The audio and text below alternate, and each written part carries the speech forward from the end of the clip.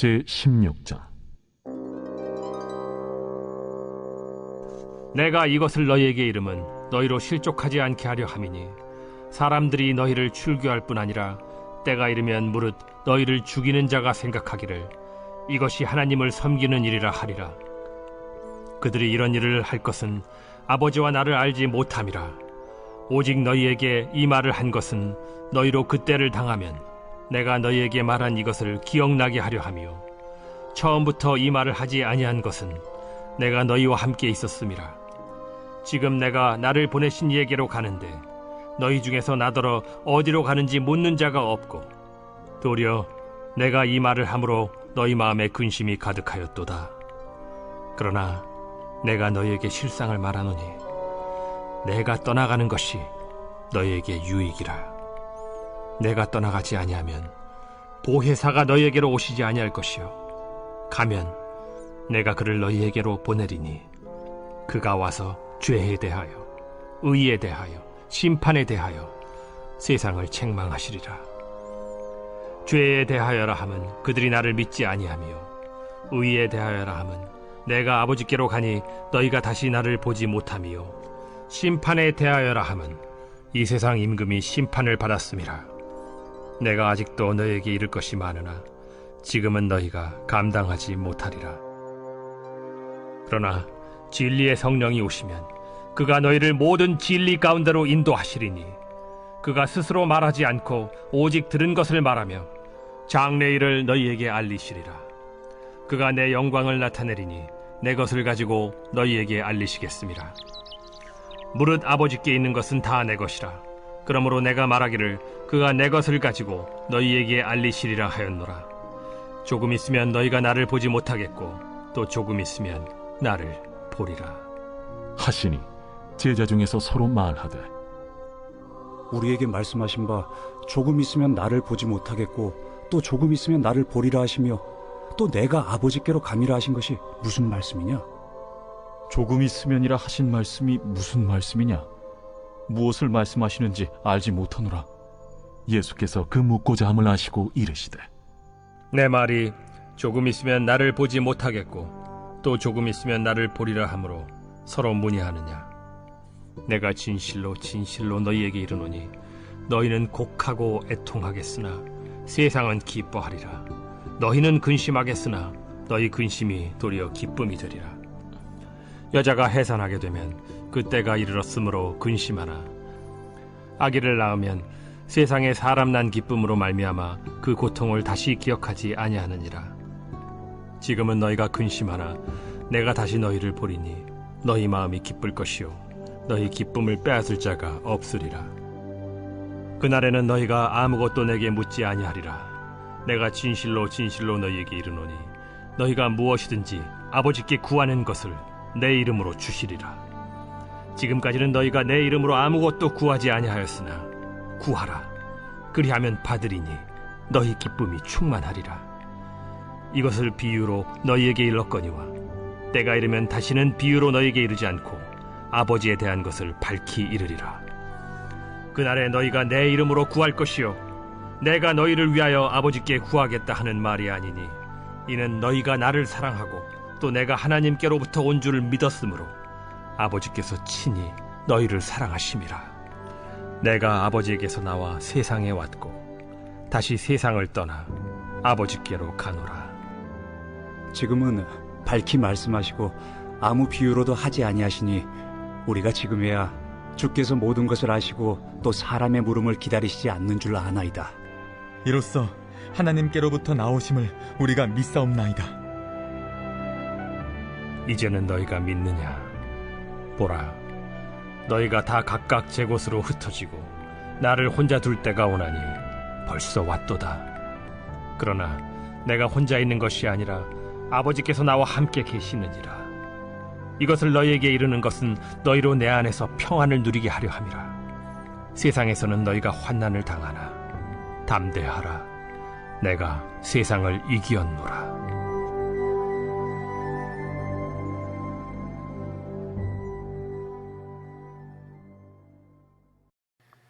A.W. 토저라고 하는 목사님이 우리가 살고 있는 이 땅에서의 삶을 이렇게 비유적으로 설명한 글이 있습니다. 사람들은 세상을 전쟁터가 아니라 놀이터로 생각한다. 우리에게 세상은 외국이 아니라 본향이 되었다. 그래서 우리는 삶을 준비하는 것이 아니라 이미 살고 있다라고 말합니다. A.W. 토조 목사님은 우리가 살고 있는 세상을 전쟁터라고 이야기합니다. 무엇에 관한 전쟁일까요? 이기심과의 전쟁이고 또 세속에 관한 여러 가지 조약된 삶의 모습에 관한 전쟁이라고 설명합니다. 그러나 우리의 삶의 실상은 어떠하다고 말하죠? 놀이터와 같이 흥청망청 살거나 혹은 우리의 삶의 육체의 쾌락과 즐거움, 자기 만족에 치우친 삶을 살고 있노라고 이야기하고 있습니다. 이 땅에서의 삶이 유한하고 또 외국과 같이 잠시 다녀가는 곳이지만 어느새 우리가 살고 있는 세상은 본향이 되어서 영원한 하나님의 나라와 이 땅에서 하나님의 나라를 경험하는 것에는 관심이 없는 상태가 되어져 버렸다고 이야기합니다. 이 모형으로 우리에게 주어진 모든 것, 이 땅에서의 것들은 영원하지 않은 것이며 사라질 것이죠. 때문에 우리는 하나님 나라, 또 영원한 하나님과의 동행의 삶 속에서 영원토록 다스리시는 하나님의 나라를 연습하는 것일지도 모르겠습니다. 그러나 이미 이 땅에서 모든 것을 누릴 수 있는 것처럼 살아가고 있다는 것입니다. 그 이유를 어디서 찾을 수 있을까요? 세상은 우리에게 영원하지 않은 곳임에도 불구하고 마치 영원한 곳인 것처럼 우리를 미혹하고 또 우리를 넘어지게 하는 것들로 가득한 곳이다라고 말할 수 있습니다. 오늘 요한복음 16장 1절 말씀에서도 예수님께서는 믿음의 여정을 걷는 우리에게 앞으로 닥칠 일상의 삶 속에 얼마나 우리를 넘어지게 하는 것들이 많은지에 관해서 이렇게 말씀합니다. 내가 너희에게 이 말을 한 것은 너희를 넘어지지 않게 하려는 것이다 라고 말씀합니다. 오늘 여러분의 믿음의 삶, 또 주님께서 여러분에게 말씀하신 각자 사명의 삶을 살아가는 그 길에 여러분의 인생에 넘어지게 할 만한 것들이 무엇이 있는가 오늘 이 하루를 잘 돌아볼 수 있기를 바랍니다. 어떤 이는 재물에 넘어지고 어떤 이는 사람들과의 관계 안에서 넘어짐이 있고 또 어떤 이들은 자기와의 싸움에서 육체의 욕망과 욕심의 문제 앞에서 넘어짐을 경험하는 사람도 있습니다. 중요한 것은 그 넘어지는 이유가 무엇이든지 간에 세상은 혹은 세상의 주관자의 그런 역사를 일으키고 있는 악한 것들은 끊임없이 우리의 삶에 도전한다는 것을 이해해야겠죠. 여러분, 우리의 삶의 영적인 도전이라고 말할 수 있는 모든 것들은요, 일상의 문제와 밀접한 연관이 있기 때문에 결코 가볍지 않습니다. 여기 1절에 너희를 넘어지지 않게 하련다라고 하는 주님의 말씀 속에서 넘어지게 하는 것들을 생각해 보면은요, 이것은 뒤에 나오는 2절의 말씀을 통해서 얼마나 실제적이고 구체적인 어려움으로 다가오는지가 분별됩니다. 2절 말씀에 보면 사람들이 너희를 회당에서 내쫓을 것이다. 그리고 너희를 죽이는 사람마다 라고 말씀하고 있습니다. 회당에서 내쫓겨지는 상태를 가리켜서 어떤 것과 동일시하고 있습니까? 너희를 죽이는 이라고 하는 말씀과 동일어로 말씀하고 있습니다. 자, 그러면 회당에서 내쫓는 것, 출교라고 표현되어져 있는 이것이 왜 죽음의 문제와 같이 다가올까요? 유대 사회를 생각해 보면 알 수 있습니다. 유대인들에게 있어서 회당은 단지 영적인 삶을 살아가는 지금의 교회 같은 기능만 하고 있는 곳이 아니었습니다. 회당은 영적인 삶의 터전인 동시에 많은 사람들과 함께 교제하고 교통할 수 있는 삶의 현장이었습니다. 친목을 도모할 수 있는 곳이었고 또 그들과의 교제 속에서 일어나는 자연스러운 만남을 통해서 경제 활동이 일어나는 곳이기도 했습니다. 그들의 삶 속에서 영적인 삶을 살아가는 모든 규범과 규칙과 원리, 그러니까 세상에 속한 모든 원리를 알아가는 곳이 역시 회당이기도 했습니다. 그런 점에서 회당은 그들의 삶의 중심이었고 그들의 살아가는 삶의 모든 필요를 공급받을 수 있는 곳이기도 했습니다. 그리고 그들은 무엇보다도 유대인이라고 하는 자기 정체성을 통해서 하나님과 그들이 관련된 삶을 산다는 것을 늘 인식하고 살 수 있었습니다. 회당에서 쫓겨난다는 것, 그것은 일상을 잃어버리는 것이고 영적인 삶의 터전을 잃어버리는 것이며 나아가서는 하나님과의 관계가 영원히 깨어지는 것으로 여겼던 것이 출교입니다. 그러니 이들의 삶 가운데 예수를 믿고 따르는 것 때문에 회당에서 쫓겨난다는 것은 곧 무엇과 같은 일입니까? 죽음과 같은 일이라는 것입니다. 근데 그 일을 예수 믿는 삶의 태도 때문에 경험하게 될 것이라고 말하죠. 자, 그런데 2절 말씀에 보면 더 큰 위협이 있습니다. 이 모든 예수 믿는 사람들에게 주어지는 박해와 걸려 넘어지게 하는 이 모든 일들을 그 모든 일들을 자행하는 사람들 편에서 하나님을 섬기는 일이라고 생각한다는 겁니다. 자, 그러면 예수를 믿는 믿음의 사람들도 예수 따름의 삶이 하나님의 뜻을 이루는 것이라는 여김이 있습니다. 그런데 예수 믿는 사람들을 박해하는 사람도 어떤 삶을 산다는 겁니까? 하나님을 위하여의 삶을 그들이 살기 위해서 예수 믿는 사람들을 박해한다는 것 아닙니까? 그러면 똑같은 상황, 똑같은 조건을 두고 전혀 다른 이해가 충돌하고 있음을 오늘 본문 말씀에서 알 수가 있습니다. 모두가 다 하나님을 위해서라고 하는 좋은 명목을 가지고 하는 일이지만 그러나 어떤 이는 예수 믿는 자를 박해하는 것으로 어떤 이는 예수 따름의 삶을 살아감으로 충돌이 일어난다는 것입니다. 여러분, 우리가 믿음의 삶을 사는 동안 가장 필요로 하는 것이 있다면 무엇이다라고 오늘 본문의 말씀에 근거해 생각해 볼 수 있을까요? 분별력 아니겠습니까? 하나님의 뜻이라고 하는 동일한 목적을 두고 동일한 이유를 두고 어떤 이들은 박해하는 삶을, 어떤 이들은 따름의 삶을 산다면 이것 앞에서 우리는 분별해야 합니다. 무엇이 하나님이 기뻐하시는 일인가? 오늘 우리가 교회 공동체를 섬기고 믿음의 사역을 감당할 때에도 분명 주님께서 우리에게 맡겨주신 일로서의 사명을 감당할 때가 있습니다. 가정에서든 교회에서든 우리 삶의 주변에서 이것이 하나님의 뜻일 거야 라고 하는 정의를 가지고 우리의 삶을 오늘 살지 않습니까?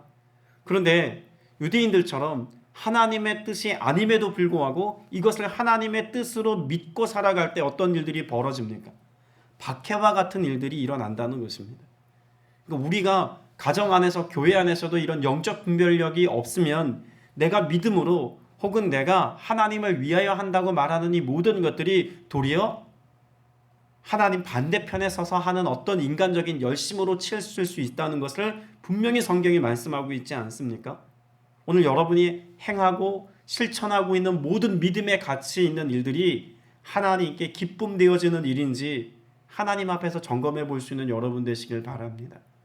내가 자녀를 양육하는 것도 교회를 섬기는 것도 자기 열심이나 자기 생각을 가지고 하면서도 하나님을 위하여 감당하고 있다고 생각한다면 여러분 이것은 반드시 주님 안에서 회복을 경험해야 할 영역이기 때문에 그렇습니다. 때문에 오늘 본문 말씀에 보면 이와 같은 분별력을 가질 수 있도록 주님이 무엇을 약속하고 계십니까? 내가 가면 보혜사를 너에게 보내주겠다라는 7절의 말씀을 통해서 분별력 있는 삶을 살아갈 수 있는 은혜가 주어졌다는 것도 약속하고 있습니다. 그렇게 보혜사 성령께서 오시면 무엇 하신다고 말씀하나요? 8절에 보면 깨우치실 것이다 라고 말씀합니다. 9절에서도 역시 깨우친다고 말씀하고 있고 10절, 11절 역시 깨우침에 관하여 말씀합니다. 여기 깨우친다 라고 하는 표현 자체가 분별하다 라고 하는 것과 같은 의미입니다. 성령께서 오셔야만 우리는 분별할 수 있습니다. 내가 오늘 하나님의 영광을 위해서 또 하나님의 목적과 뜻을 이루는 삶을 사는 것이 과연 옳은가 혹은 그른가 라고 하는 질문 앞에서 정답을 찾을 수 있는 해법은 내가 더 지혜로워야 되는 것이 아니라 지혜의 영이신 성령께서 내 안에 임재하시고 깨닫게 하시고 분별케 하셔야만 알 수 있는 은혜라는 것입니다. 오늘 이 하루를 살아가는 여러분의 인생의 방향도 내가 오늘 무엇을 선택하고 결정하는 그 모든 것도 다 하나님을 기쁘시게 하는 뜻 되게 하기 위해서 오늘 저와 여러분 모두가 성령의 사람 되어야 할 줄로 믿습니다. 그래서 우리가 온전히 성령께서 임하실 때 어떤 은혜가 있다고 말씀하나요? 무엇이 죄와 의에 속한 것인지 우리는 분별하게 됩니다. 9절의 말씀과 같이 우리가 믿음으로 사는 삶이 무엇인지를 분별하게 됩니다. 10절의 말씀과 같이 우리가 믿음의 눈으로 주님을 오늘 바라보는 삶이 무엇인지 그 영적 실제를 분별하며 살게 됩니다. 11절의 말씀과 같이 내 삶을 견인하고 주도하고 계신 분이 누구신지를 분별하게 됩니다. 성령께서 임하셔야만 이와 같은 은혜가 있다는 것을 우리가 아멘 한다면 오늘 우리의 구하는 것은 무엇이 되어야 하겠습니까? 성령님 오늘 나와 함께 하시고 내게 역사하여 주옵소서라고 구해야 합니다. 그래서 24절 말씀에 보면 지금까지는 너희가 아무것도 내 이름으로 구하지 않았다. 그러나 이제는 뭐하라고 말씀합니까? 구하여라. 그러면 받을 것이다. 그래서 너희 기쁨이 넘치게 될 것이다 라고 말씀하고 있습니다. 분별력 없이 그저 자기 열심과 내 인간의 한계 안에서 무언가 최선의 삶을 살았던 우리의 삶의 모습에 그 모든 지경을 뛰어넘는 정말 다른 차원, 예수님께서 우리에게 말씀하신 영적인 삶을 바르게 살아내자면 성령이 임하셔야만 합니다. 그리고 그 성령께서 분별하게 하실 때 우리의 삶이 어떻게 바뀐다고 말씀하고 있습니까? 너희 기쁨이 넘치게 될 것이라고 24절에 말씀합니다. 앞서 제자들의 상태를 잘 보여주는 말씀이 있습니다. 3절 말씀에 보면 그들은 아버지도 나도 알지 못함으로 그런 일을 할 것이다 라고 말씀하고 있죠. 자, 그런 일들로 인하여서 제자들이 가졌던 마음, 어떤 마음이라고 말할까요? 5절 말씀에 보면 너희 가운데서 아무도 나더러 어디로 가느냐고 묻는 사람이 없다라고 말씀하시죠. 6절에서는 너희 마음에는 슬픔이 가득하다라고 말씀합니다. 왜 제자들이 예수님 어디로 가는지 묻지 않는 상태가 되었을까요? 그렇게 예수님 어디로 가십니까? 물을 때마다 나는 죽으러 간다. 나는 십자가 질 것이다. 내 앞에 놓인 것은 고난이다. 너희도 나와 함께 고난 받아야 한다. 이런 말씀들을 주시니까 제자들이 두려움에 휩싸여서 예수님께 더 이상 어디로 가시는지를 질문하지 않는 겁니다. 그러면 5절의 말씀은 제자들의 마음 상태가 지금 어떠하다? 두렵다라는 것을 보여주는 말씀입니다. 6절에서는 너희 마음에 무엇이 가득 찼다? 슬픔이 가득 찼다라고 말씀합니다. 그런데 이게 바뀔 거라고 말씀하고 있습니다. 5절에 말하는 두려움이 6절에 말하는 슬픔의 가득함이 바뀔 거라고 말씀합니다. 누굴 통해서요? 보혜사 성령님 통해서 무엇으로? 기쁨으로 바뀔 것이라고 말씀하고 있습니다. 그래서 성령께서 우리에게 임하시면 우리에게 주어지는 은혜를 우리 19절 이하 말씀에서 보면 세 가지로 명확하게 말씀하고 있습니다. 19절부터 24절까지는 성령님 통해서 우리 안에 기쁨이 충만하게 될 것을 말씀합니다. 25절부터 28절까지 말씀은 그럼에도 불구하고 우리 안에 사랑이 충만하게 될 것을 말씀합니다. 31절부터 33절까지 말씀은 성령으로 말미암아 이 고통당하는 우리를 걸려 넘어지게 하는 것들이 충만한 세상 속에서 평안을 누리는 삶을 살게 될 것이라고 말씀합니다. 세상에서는 환난을 당하나 근심하고 걱정하고 염려하고 슬퍼하는 삶을 살지 않게 되겠다고 말씀합니다. 누구 때문에요? 보혜사 성령님으로 인하여서 우리는 기쁨이, 사랑이, 평안이 충만한 삶을 살 수 있다고 말씀하고 있는 것입니다. 스스로에게 오늘 질문해 보십시오. 내 안에 기쁨이 있습니까? 내 안에 사랑이 넘칩니까? 내 안에 주님 주시는 샬롬과 평안함으로 오늘을 살고 있습니까? 어쩌면 우리의 삶은 제자들의 모습이 그랬던 것처럼 두려움 속에 오늘을 살아가고 있고 근심과 걱정과 염려가 앞서서 슬픔을 내 것으로 당연하게 여기며 오늘을 살고 있는지도 모르겠습니다. 무엇에 대한 기대가 없기 때문에 그럴까요? 단지 우리의 삶에 내 슬픔을 기쁨으로 바꾸어 줄 만한 재정이 넉넉해 하지 않아서가 아닙니다. 나를 낙망하게 하고 나를 절망하게 하는 건강의 문제 앞에서 내가 건강을 잃어버렸기 때문에 우리의 삶 가운데 기쁨이 충만하지 않은 게 아닙니다. 이 모든 열악한 환경과 어려움의 문제 앞에서도 제자들이 경험했던 죽음과도 같은 현실과 마주하면서도 기쁨을 누릴 수 있었던 것은 성령께서 그들과 함께 계시는 임재의 은혜가 있었기 때문에 그렇습니다. 그럼 오늘 우리가 무엇을 점검해야 합니까? 현실과 상황을 돌아보고 이것의 한계 상황을 진단하는 것만이 중요한 것이 아니라 이 모든 것을 내가 온전히 주님께 맡길 때 주님께서 내 안에 충만하게 임하여 계신지를 우리 스스로 영적인 바로미터를 가지고 점검해 볼 수 있어야 한다는 것입니다. 6절의 슬픔이 가득 찬 삶을 주님은 성령이 충만한 삶으로 바꾸어 주신다고 말씀합니다. 오늘 저와 여러분 모두가 성령으로 충만할 때 오늘 우리의 삶의 현실을 바라보는 눈이 달라집니다. 해석할 수 있는 힘을 우리가 바르게 가질 수 있다는 것이죠. 오늘 저와 여러분에게 주님이 분명히 승리를 선포하고 있습니다. 예수 그리스도께서 우리에게 승리를 어떻게 선포하고 있습니까? 33절에 보면 너희는 세상에서 환난을 당할 것이나 그러나 용기를 내어라. 내가 세상을 뭐하였다? 이겼다라고 말씀하고 있습니다. 여러분, 여기 이겼다라고 말하는 나카오라고 하는 말은 완벽한 승리입니다. 더 이상 이 싸움을 이어갈 이유도 없고 이 싸움에 대하여서 대항할 만한 어떤 세력도 충분하지 않다는 것을 말씀하고 있는 것이죠. 그러면 세상에 대하여, 세상이 우리에게 도전하는 모든 사단의 공격에 대하여서 예수님께서 이기셨다는 것은 우리가 넘어질 수는 있으나 이것으로 패하지 않는다는 것을 말씀하고 있습니다. 세상은 우리를 앞서 1절에서 전제했던 것처럼 잠시 걸려 넘어지게 할 만한 것들이 우리를 힘들게 할 수 있습니다. 상처를 낼 수 있습니다. 그러나 이것이 우리를 무엇으로 이끌고 가지 못합니까? 죽음으로 이끌고 가지 못합니다. 상처가 나더라도 그것을 싸매고 주님께서 원하시는 믿음의 지경을 바라보며 나아가면 낫게 하시고 도달하게 하시고 영원한 생명을 누리는 은혜 안에 있게 하시겠다고 말씀합니다. 무엇 때문에요? 예수님께서 이미 승리하셨기 때문에 주어지는 은혜입니다. 오늘 주와 함께 살아가는 여러분이 죄에 대하여, 세상에 대하여, 우리가 근심하고 걱정하고 염려하고 슬퍼하는 이 모든 것들에 대하여 승리자인 것을 선포하며 오늘 나아가셔서 두려움이 아닌 참된 평안을 누리며 주님 주신 기쁨의 노래를 가지고 소망을 세상에 선포할 수 있는 저와 여러분 다 되시기를 주님의 이름으로 축복합니다. 기도드리겠습니다. 영원한 생명 되신 주님, 오늘도 그 은혜를 구하며 나아갑니다.